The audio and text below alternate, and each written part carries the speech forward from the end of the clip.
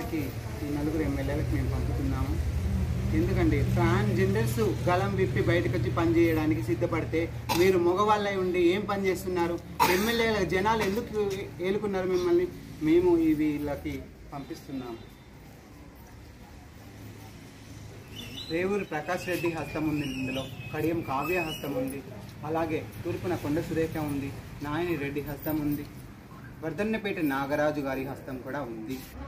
వరంగల్ జిల్లాలో వర్షాల కారణంగా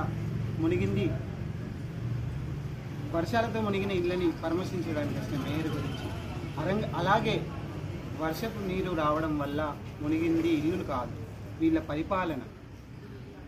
అసలు వరంగల్ జిల్లాలో వర్షాలు వస్తే ఎందుకింత నీళ్ళు వస్తుంది? ఎవరి వల్ల? ఎవరి నిర్లక్ష్యం వల్ల వస్తుంది? మరి ఈ నియోజకవర్గాల్లో ఉన్న ఎమ్మెల్యేల హస్తం లేనిది ఇళ్లలోకి రావు.